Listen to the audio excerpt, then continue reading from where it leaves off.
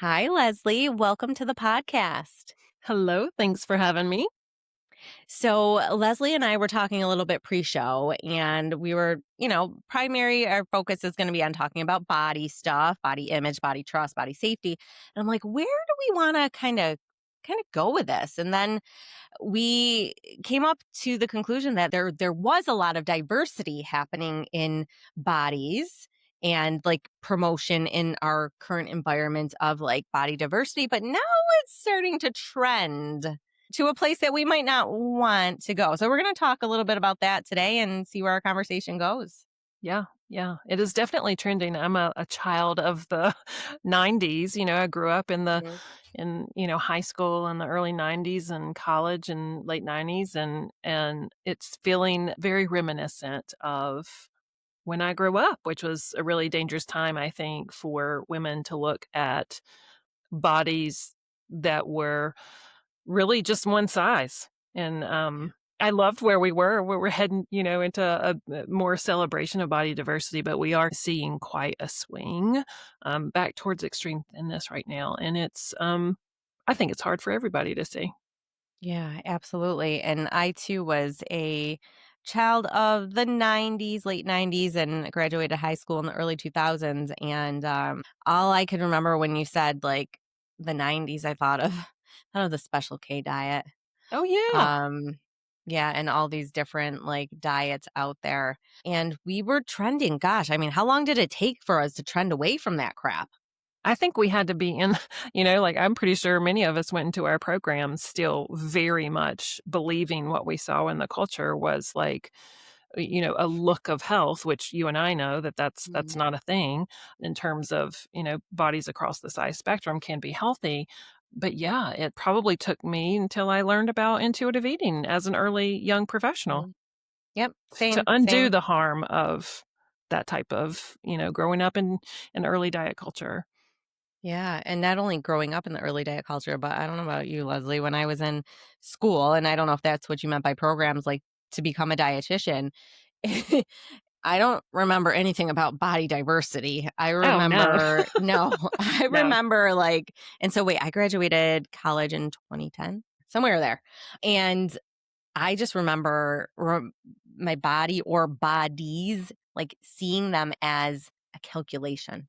Oh, totally. Yeah. Like, "Oh, you're 5'1", so the chart says you should weigh between this and this," Mhm. you Yeah, and now know? we know that hem weight, like, is not even evidence-based, that's just made up, and we learned it in our programs. Yeah, and are So, they still teaching it? I I I think I some haven't. well, it depends, right? Like, I think it depends on I was talking to some, dietitians earlier today, and I was it depends on who your preceptor was, Mhm. what their even personal beliefs are, which is we hope Oh, that's not necessarily, yeah. coming into something that's supposed to be evidence-based. But, yeah, it's like, does that preceptor have a leaning towards or a bias towards thinness? Or is Mhm. this a preceptor who understands that body diversity has always been with us and teaches that and helps dietitians embrace it and therefore Mm. hopefully engage in a harm reducing approach.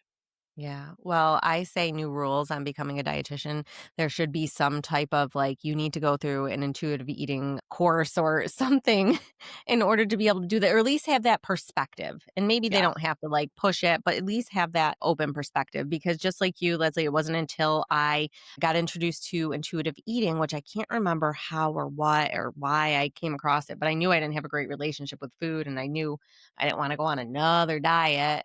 right. And so, yeah, that really changed a lot for me. And I just want to side note for those listening out there, because majority of the women are trying to get their periods back or they are working towards maintaining their cycles, that intuitive eating may not what I want to say is not all the principles may apply for intuitive eating right now. I like to say period recovery eating is part intuitive, but also it has to be a little bit intentional as well. So I just Mhm. want to kind Yeah. of side note that because I get that a lot. It's like, well, but Cynthia, but I've been intuitively eating, and it's like we can't like fully trust Mhm. quite yet our bodies, which leads us into talking about body trust and this now trend towards going back to thinness, like extreme Yeah. thinness. Yeah. Well, And it's tricky, and I kind of step back to like the body trust piece. I feel like we can trust our bodies. I feel like a lot of people have unfortunate, or just they don't know enough about intuitive eating, when they're like you said, you'll have people like, "I've been eating," but, when we help people understand, like, what we want you to do is be intuitive, but also be intelligent, right? Like, Mhm. there are times where I'm engaged in a project and I could literally work all day without eating because I'm Mhm. so excited about my project. Yeah. However, my nutrition intelligence tells me you should not do that. And it Yeah. tells me that my interoception is a little bit off because there are other parts of my body that are working really hard, and that interoception is just not being heard at the moment. And so you're right in that we have this really beautiful body trust that also includes that nutrition intelligence of, sometimes, our cues aren't super evident. And for a lot of people, they're not. So yeah, we do have to be a little more mechanical at time and be logical about it, but never forget that it's appropriate to feed yourself, even Yes, when you're not always. hungry. Always. It is always Always, appropriate to feed yourself, always. But I always. love the term that you said, nutrition intelligence. Yeah, Right? And so I kind of bring that back to like, I don't want to call it period recovery intelligence, but it's like, thinking of it as, okay, I went hours without eating, but I'm really not hungry. yeah, But my nutrition intelligence tells me that I should be eating frequently throughout the yeah, day yeah, because I'm trying to get my period back here. yeah, And absolutely. regardless, even if I did have a period back, I still deserve to eat because I'm probably an Yeah. active woman. Well, and also, like, moving forward towards, like, this thinness piece too, what we've really done is this whole drive towards extreme thinness now really takes extrinsic control.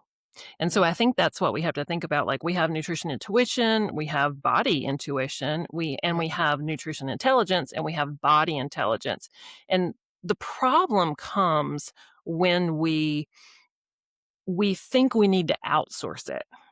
mm, We need to outsource it to diet culture rules or programs or an aesthetic. And so that's the thing that I think we have to help people remember is that when something makes you not trust feeding yourself, or, hey, I need to eat several times a day, even sometimes when I don't feel like it, mhm, to stay well, when things make us feel like that can't be trusted, that should be a red flag for us, but mhm. because of diet culture, it's not always.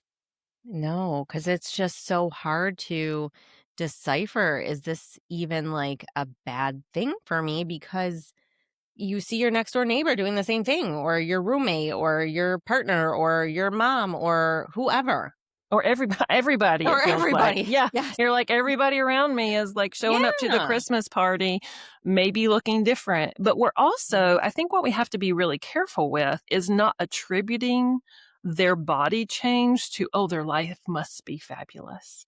I think we do that. We're like, "Oh, if I can look like XYZ, then my life can look like this." And that is the big lie, right? It's the big lie that diet culture sells, but it's so easy to fall into it because you think about people who might be experiencing, say, the after of a crash diet or a weight loss med mhm, or whatever, they're riding high. They're in a honeymoon phase. And we feel like, gosh, I want whatever that person may have.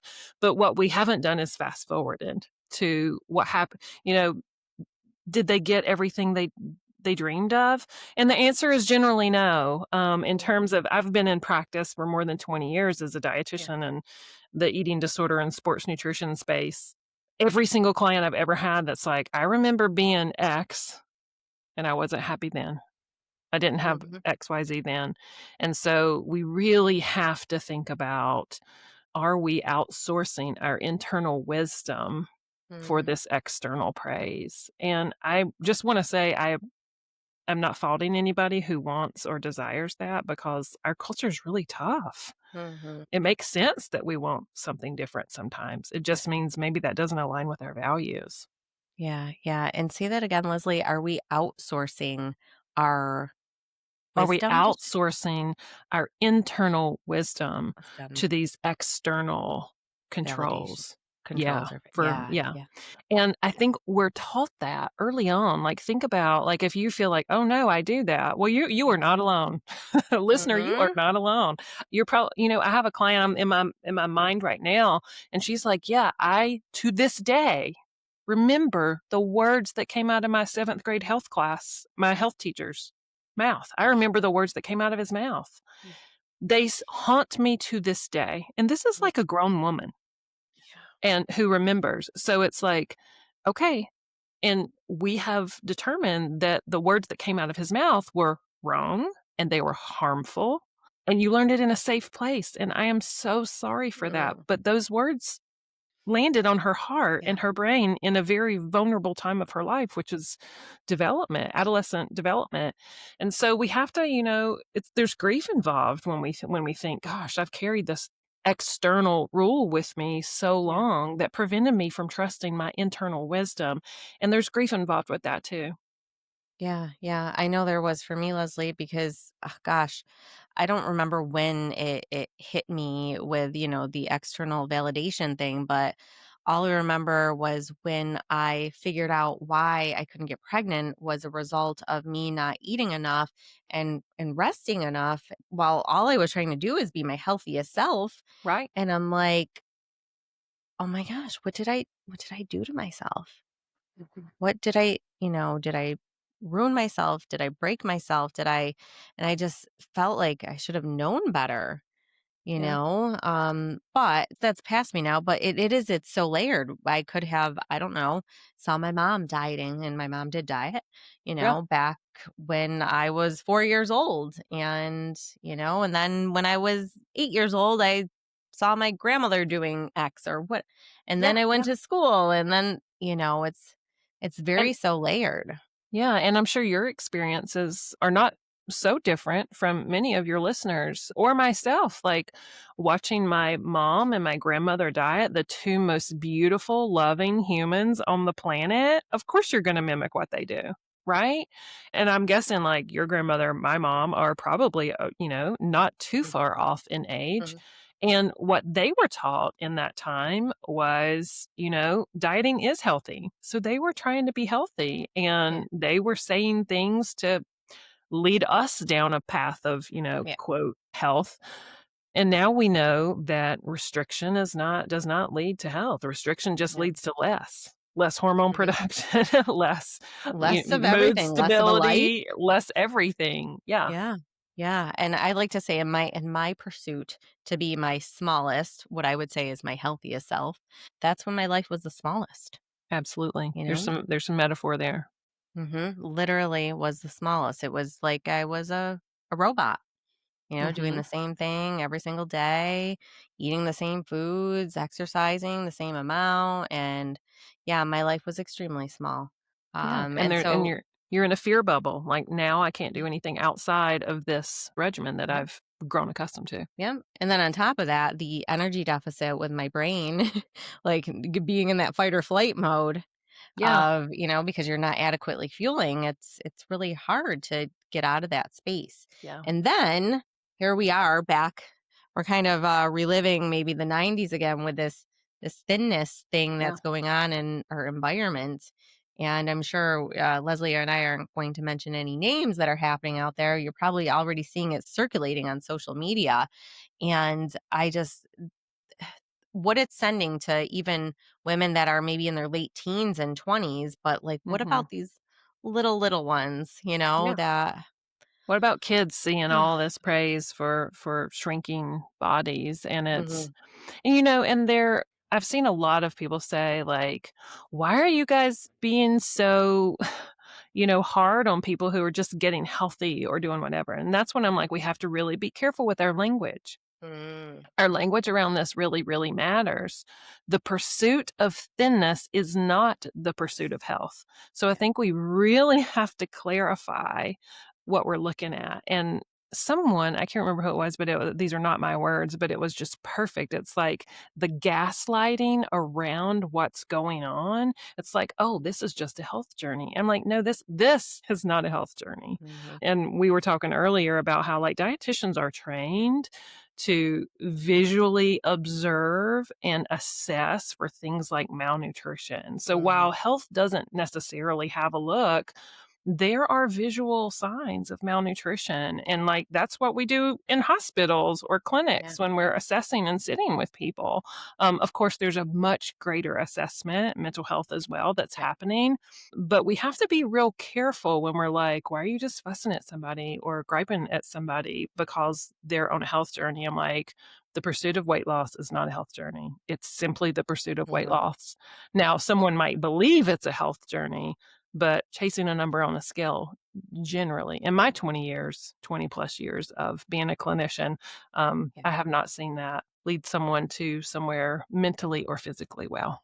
Yeah, and I would second that, especially going through it myself Yeah. where it's like if I'm pursuing that and I think Leslie, we could maybe speak to this for a little bit because women that are listening, maybe they've gotten their periods back. And a big question I get, even before they've gotten their periods back, actually, I get this question. And the question is like, well, can I like start losing weight as soon as I get, my period back or get 3 periods or whatever it is that Cynthia, however many periods you need? Like, can I start to pursue weight loss?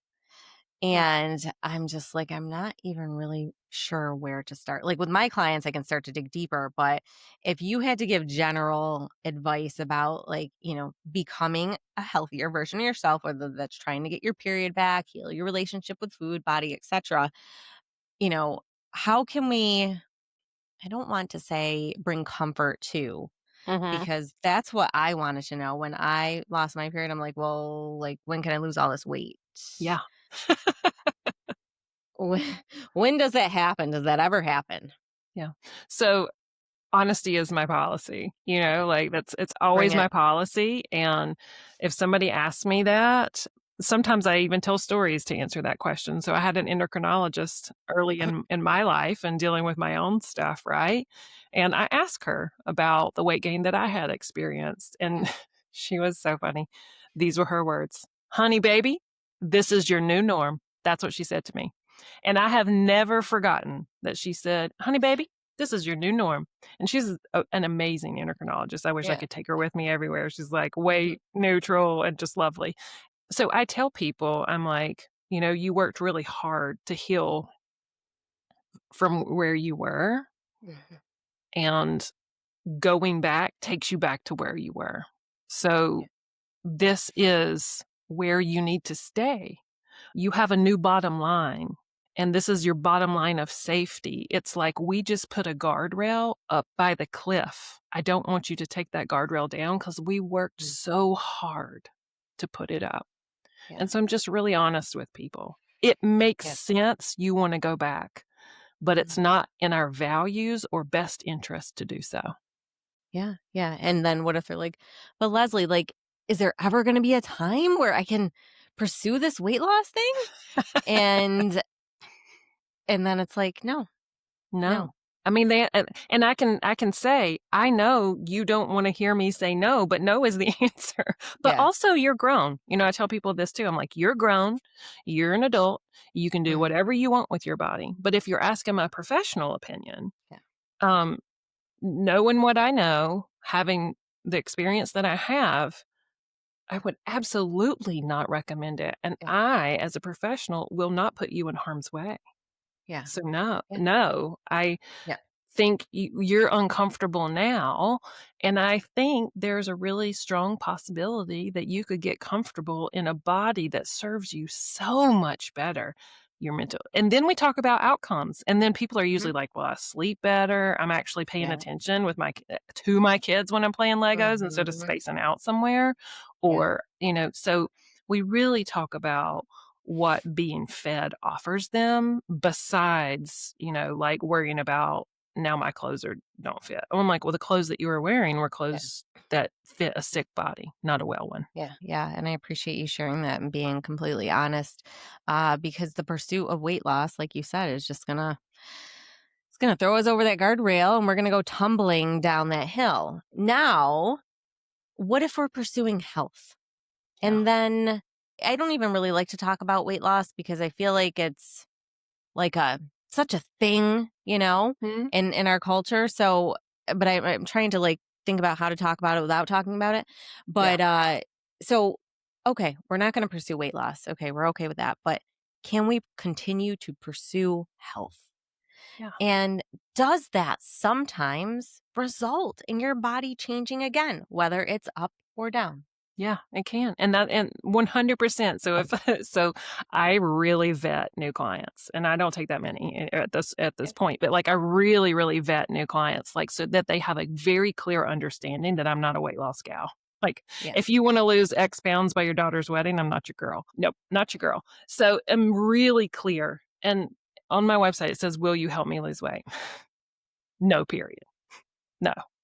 No. But it makes sense that that's what you want to achieve in our culture. But what I will Yeah. help you do is, and I'm sure this is what you do too, is like I will help you pursue health and help you with your behaviors around health that Mhm. may or may not change your weight, but no one can promise you what your body's going to do one way or another because we don't have a crystal ball, you know? Right. And like when people can promise you X, like, well, evidence says we can't promise that for more than 3 to 5 years. So, and you're better off staying in the body that you're in, but engaging in health behaviors. So it's really helping people understand that behaviors move us towards health, not the number on the scale.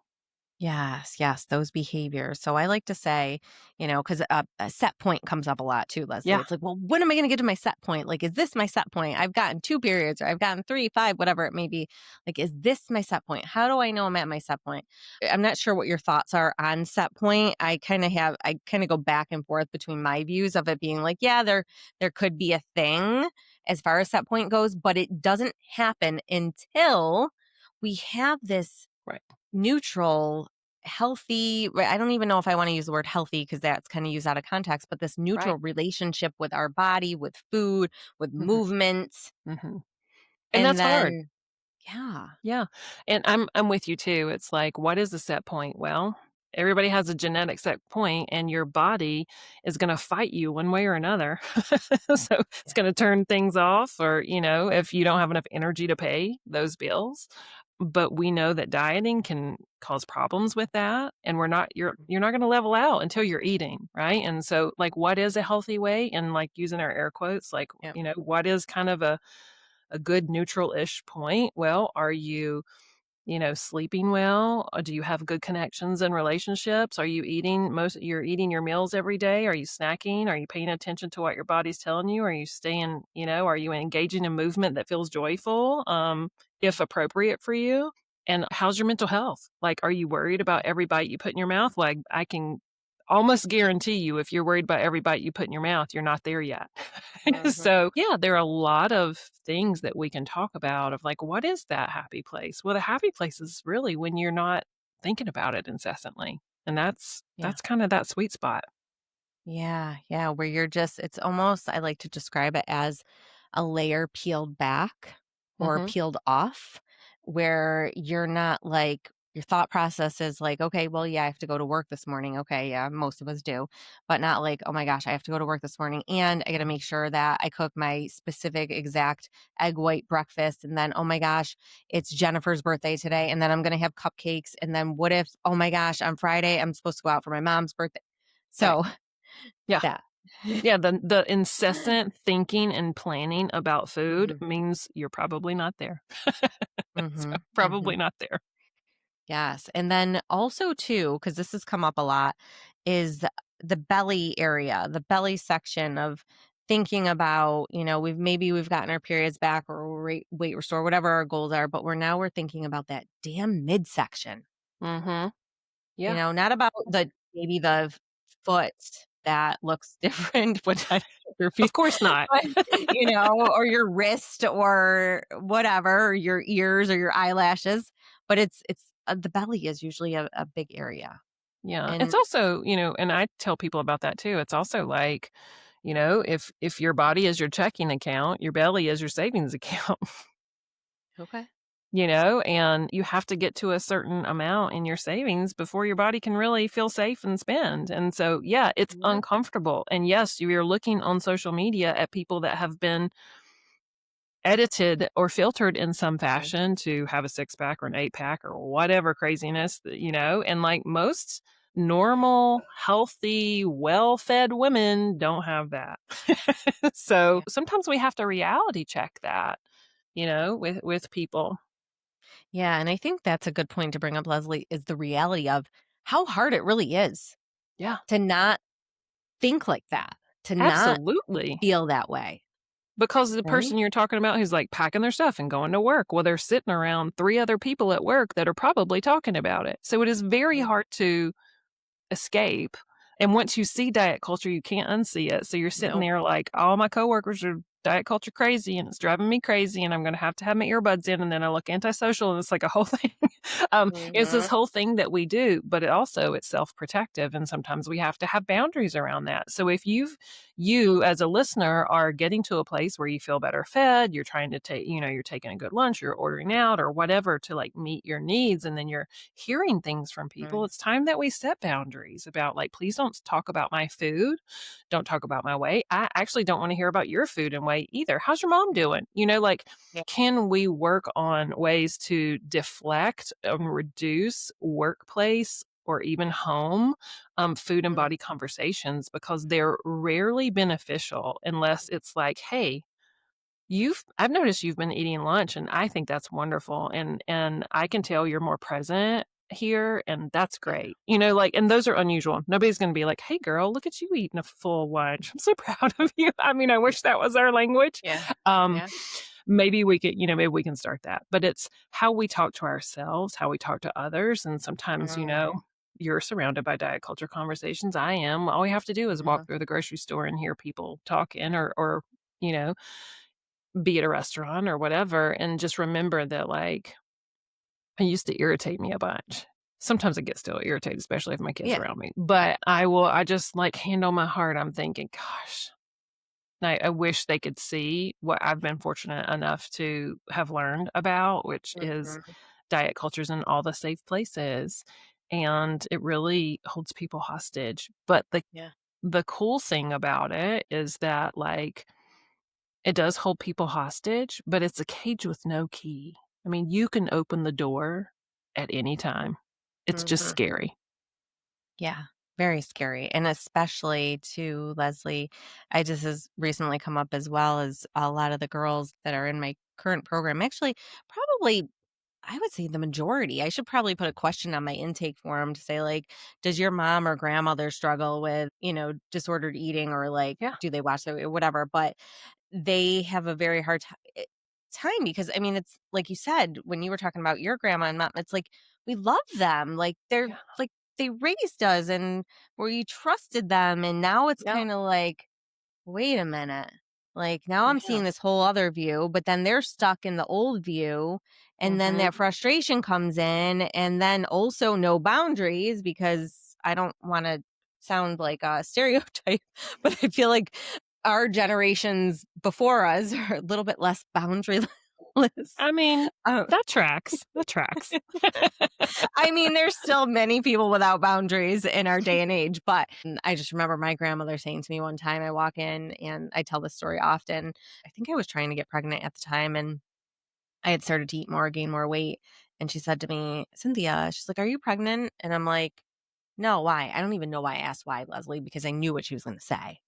And Mhm. she said, oh, you look a little heavier.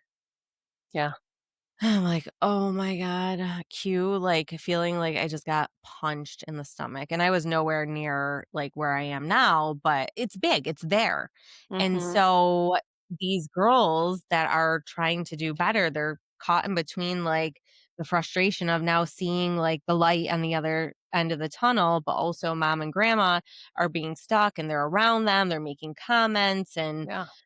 all the things. Yeah, yeah, All and the things. boundaries are hard, right? Like, my sister and I joke too, like, you can set a boundary all day, Oh, but yeah. that woman is not gonna honor it, I'm just saying. So you really have to you have to pick your battles, but also and this is a really, really hard one, but space is a boundary, and I think people Mhm. forget that, but distance and space is a boundary, and, I have a client I'm thinking of right now, she literally like, her boundary is shutting her office door. Her Yeah. boundary is not spending much time with certain family members, and Mhm. sometimes the distance boundary or the space boundary helps people understand that I really wanna spend time with you, but it hurts me when I do because I've Mm, asked you not to make food and body comments, and you are still doing it, and it is very hard for me to take good care of myself when body and food comments, either about other people or in the news or negative this, that, or like where I can't exist in my healthy body, mhm. like that is really, really hard for me. And sometimes we can have those conversations with family members, friends, caregivers, whatever, and they go really, really well. Yeah. And then sometimes they don't. And so then we have to decide, like, what how am I gonna protect myself? Or am I gonna get really good at the sarcastic rebuttal? You know, what's Yeah. that gonna look like? But it doesn't just because something's hard doesn't make it wrong. And that's something we have to remember all the time. It is hard sitting, like, I mean, we just had, like holidays and family Mhm. gatherings and all of that. Like, you sitting in a hard situation, standing up for yourself, or choosing not to respond to certain things, it's hard, but it doesn't make it wrong. And we can do a lot of hard stuff. And I Mm, like to tell my clients too, and you probably do. Like, I feel like we're in this group of generational cycle breakers, and we yes. do carry a heavy burden. So it is okay to feel grief that the person that you learned some of this, or the people you learned some of this diet behavior from, aren't willing to come along with you in the journey. There's grief involved. There's body Yeah. grief involved of not getting the body that diet culture sold you because it was never Mhm. ours to begin with. Because, like, we're Yeah. all supposed to be different. There's grief involved, but grief doesn't mean we have to return to diet culture. No, and you said that so wonderfully when you talked about creating that boundary with, whether it's the family member or the friend, just saying those. You guys could probably even go back to the transcript and just write that down because I think, you know, sometimes we struggle with Yeah. the language of talking to others, and then the language of how we should speak to ourselves. Yeah. Yeah. First. And I think if we can start to speak that language to ourselves, it becomes maybe a little bit easier Yeah. to speak that to others. Yeah, and I think Yeah. one of the first things to think about is if you grew up witnessing someone that you really loved and cared about, a parent, what a sister, whatever, speaking really harshly to themselves or Mhm. critically about other people, you acquired a little bit of that. Yep. We acquired a little bit of that. Mhm. So what that is really the opposite of is self-compassion. And so, like, you'll see me, like, my clients are like, when Leslie's saying something really important, what does she do? Like, hand on my heart. Mhm. Hands always, and I'm like, I am so sorry. You heard something so damaging in what should have been a safe place for you, you know? Yeah. And just because somebody was doing the best they could doesn't mean that the best they could do was good for you. I think we have to be really aware of Well that said. too. It doesn't mean Well that their said. best was good for you. It Yeah. means it was their best. And now we have to offer ourselves something better or something different, which is self-compassion. And, I have a lot of people, like, just close their eyes or get a picture of them as a child or their own child and be like, Mhm. would you ever say those words to that kid? You would never, right? You would take such care of, we'll use little Leslie. I have this silly little picture of me, like, squatting down at a playground eating a watermelon, And I think of that when I think of myself as a child, I think of that picture and I'm like, I would never tell her she couldn't have another piece of watermelon. I would never tell her or do you really want a cupcake? Like, I would never. But that's Yeah. also because I've lived the life I've lived. But what we can do is just gently remind ourselves that we're reparenting ourselves Mhm. around food and body. And what do those words look like? It may feel super hokey, right? Like, you're sitting out to lunch with your friend and you really want a burger and you probably need one because your ferritin's low or whatever it is, but and you're like, "But I should get the salad," or whatever, and whatever is going on in your mind, right? And, like, with the self-compassion piece would be like, "You know what? Cynthia told you, we probably could use a few more iron-rich sources or whatever, and also it's delicious, and I don't think the salad will meet my needs. It's okay, let's do it, you know? So how can we compassionately talk to ourselves? And you deserve to be talked to like you would care for a child, and I think Yeah. we're all trying to do the best that we can and hoping that our best is better than maybe what we got. Yes, that's so well said, Leslie, in a reparenting way of thinking about, all the years that we have been well, first of all, we come on this earth and Mhm, we're pure. There we have no views of anything in our head. But then, with our upbringing, whether it's by mhm, grandparents, parents, mhm. adoption, whatever it may And be. diet culture, like, diet culture is playing the biggest role here, so, like, not to be hating on parents and grandparents, right? Oh, yeah. But yeah, you're right, like, we come Yes, into this and pla that we that nobody gets out unscathed. Then we have to do no, the work. no. No, no, not at all. I mean, this is generational stuff that's going It on is. here with diet culture, like hundreds, maybe thousands of years, who knows, but a long time. So it's not just your mom and maybe your grandmother, but, we have to, in essence, whatever we learned, and that was kind of literally and physically fed to us, we have to relearn and kind of reparent ourselves and to say, like, what is our own version of health look like Yeah. in Yeah, this and can we season? remove a number from it? And that's the thing, like, if Yes. I were to redesign health for myself and I ask people this, I'm like, "What does this look like? What does health look like for you without a number or a clothing size, without a scale number or a clothing size?" And, like, I'd Mm, really challenge people, what does that look like? If your body weight never changed or did change or what like, you are not in control of it, what yeah, would you do? Well, I would hike, I would lift weights because I like to be strong. I would eat a ginormous, delicious breakfast every day because breakfast is my favorite meal, and that's the one I wanna put the most effort into. Some of my clients would say I would take my antidepressant every day to be well. That's moving towards health mhm, or whatever they have, decided, like, take your medicine as prescribed. I would put myself in bed by this time instead of watching the next episode of whatever. I would get labs annually. Like, let's talk about what health looks like outside yeah. of diet culture metrics, because that's where it really lives, and that's also where is that set point? Outside of diet culture. Yes, yes, way, way, way, way outside of that, and, Yeah. it's a beautiful way to put it, and like you said, we're gonna have to do some of the work, even though our parents maybe they did some of the work, and you grow up in a very food neutral, Yeah, plate, but then we also have all the noise of our current systems, social yeah. media, and Yeah. culture, Well, and and you blah, think blah, about blah. exercise culture too, and I know you deal with that. Yeah. It's like, well, I must exercise X times. Like I have clients, I'm like, what's health? Well, it's capping it. Like I have to like Mhm. we've decided that only this much exercise per week is appropriate for me because if I do more than that, then it gets crazy. I don't fuel enough. I get into my head too much. So I become very compulsive.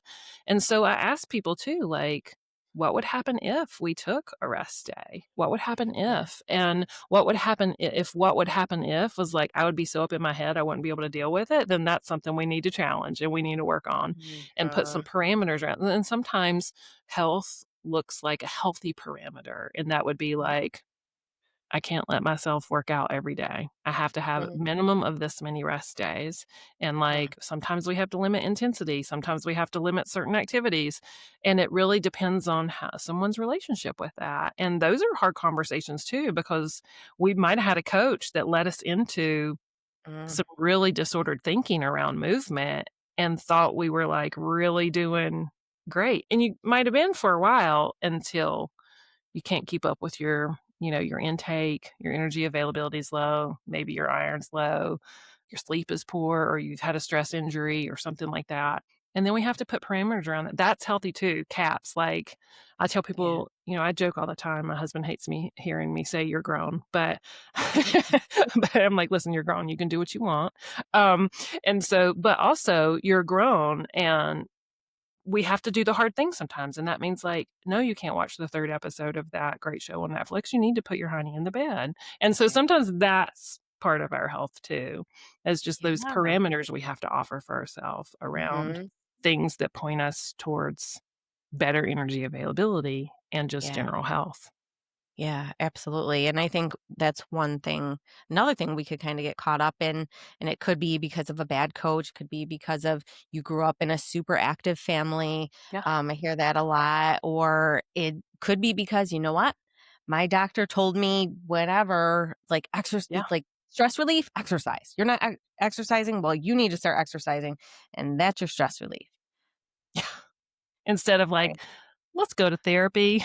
You can also go for a walk, but Yes, yes, and I'm all about, like, if it's been a long day, I've been sitting all day, let me get out and go for a walk and breathe absolutely. in some fresh air. So I like to say also, there caps or boundaries, parameters around exercise, but also what about the intentionality, It's intention. right? I was getting ready you hit the nail on Mhm. the head. It's all about intention. Like, I'll have somebody who's like, "I really wanna go for a walk," and I was like, "Okay, well, let's like, what's driving that bus?" You know? Yeah. Why do you wanna go for a walk?" "Well, I've been sitting all day," and this one person I'm thinking about is, like, listening to people's stories, so they're, like, really a helping professional, and they really wanna unload some of that, and I'm like, "That's a great time to go for a walk." Absolutely, it's a beautiful transition. Can you grab a snack, and can you go for that walk? But if Mhm, it's like, my watch told me to stand up and move, or I wasn't doing enough of this or that, mhm, what's the intention? And if it's, mhm.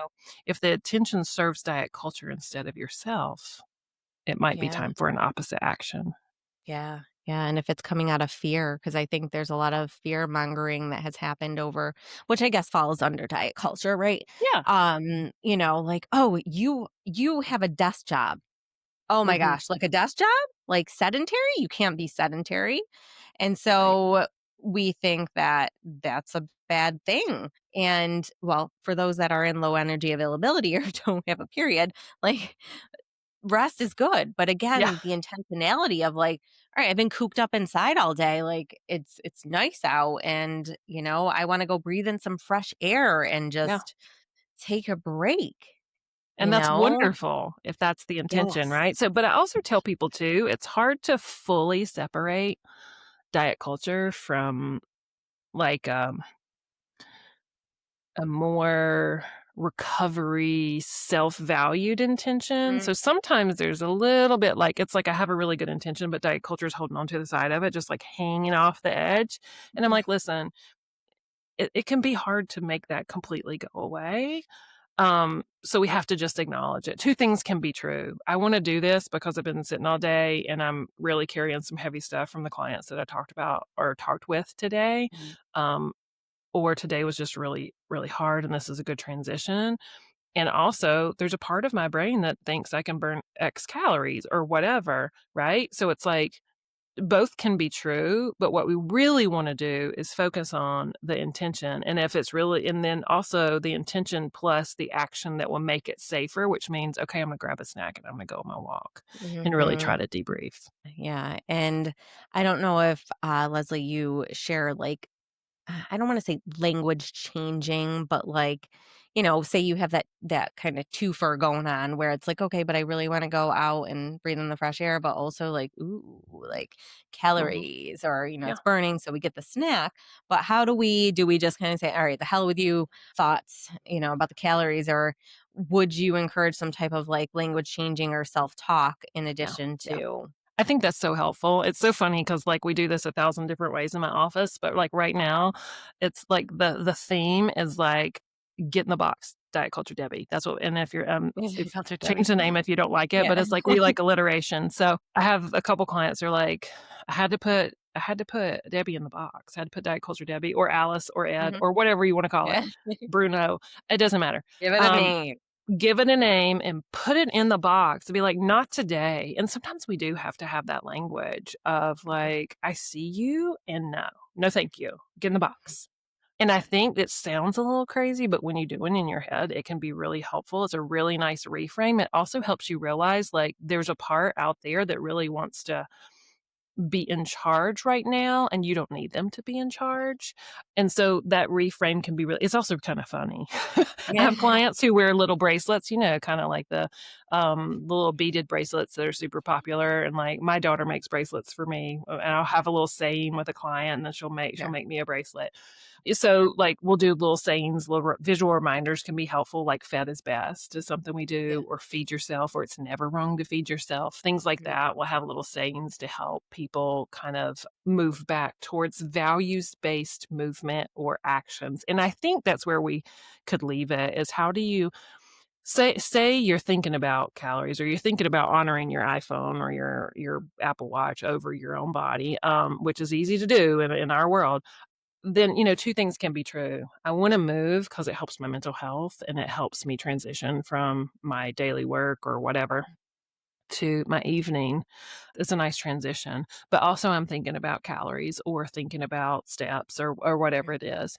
If we are real clear with our values, and values are not goals, so goals are like, I wanna be able to squat 100 pounds, right? That's a Mhm. goal, okay? A value is strength. Like, I wanna be strong. I can be strong a million different ways that might not have anything to do with getting under a bar. I can be strong in character. I can be strong physically. I can be strong in heart, character, Mhm. whatever. Strength is a value, okay? For me, lifelong learning is a value. Connection is a value, and we'll Mm. use that one as an example. So if connection is my value and I can work with I can walk with a colleague or friend or family Mm. member or my kid after work, that aligns with my value. And what we Yeah. wanna do is usually values, hopefully we can keep values out of the realm of diet culture. So what we wanna do is say, "I see you, diet culture Debbie, and you're not going on the walk with me because I'm going with my friend so we can chat. And so I'm going to do what honors my value." And so, are your behaviors value aligned? And so, if you want to get your period back, eat enough even when it's challenging, say the hard things to set boundaries, and do all those, really think about what those boundaries or what your values are. And when you're getting ready to engage in an action and you have a choice, ask yourself, does this align with my value of getting my period back and being well? And if Mhm. the answer is no, if I just go walking with my friend without a snack, but yes, if I stick a spoonful of peanut butter in my mouth and grab a granola bar and rock out the door, then yes, then that's what we're Mhm. going to do. Is it value Yeah. aligned? Yeah. Yes. Yes. Absolutely. I'm such a fan of values work, especially when it comes to, you know, uh, we're like learning in essence, Leslie, like a new language, Oh, 100%. right? We didn't learn this growing up. Well, I didn't. I don't wanna Yeah. speak for I everybody. I did I not. learned, I like, "Tuck those tears in, baby. Let's keep going." Like, that's Mhm. You're not supposed to feel bad. uh-uh. You're always supposed to feel good. Uh-huh. Yep, absolutely. So I think, we're learning a new language when it comes to food, Yeah. body, exercise in a culture that is speaking a different language, right? 100%. You Yeah, know, I so mean, we live in the culture of restriction, and Mhm. that only leads us one place, and Mhm. it's to less, and Yeah. that's not what we want. Yeah. Yeah. Absolutely. And I know Christy Harrison, it'll stick with me forever since when her book came out. I can't remember the year, but anti diet. And I Mhm. have it right on my bookshelf up here. And she calls it the life thief. Oh, 100%. Yeah. And it 100% is. But like you said, it is a box that maybe you might feel trapped in, but it is not locked. And There's you no can key, get yeah, there's out. no lock. Yeah. Yep, you can get out at any time. And although it's scary, it is 100% possible and lie on the other side, even though it sometimes felt like you had to walk through glass or fire or Mhm. whatever. There's definitely more unicorns and butterflies on the other side, and life is a lot more Definitely. full. Definitely. Yeah. So, yeah. Well, Leslie, anything else you wanted to mention before we wrap up? Yeah, just remember it's never wrong to feed yourself. Never. Yes. Nope. Never, ever, ever. And where, Leslie, in this crazy world we live in, where can people find you if they're more interested in learning about what you do or working with Yeah, you yeah. or whatever? Well, on the socials, I'm on Instagram just at Leslie Schilling, and my website is leslieschilling.com, and it's funny, I always say it's never wrong to feed yourself, and I have my book agent was like, "That's the title of your book." So if you my book is, Feed Yourself, and yeah, it's available wherever books are sold, and I read it on any audio version that you would get. Oh, awesome. You read the book. Awesome. That's so cool, Leslie. Well, Mhm. congratulations on your book. And you Thank guys you. know where to find Leslie if you need her. And thank you so much for being here today, Leslie, and taking the time out to share everything with us. Yeah, thanks for having me.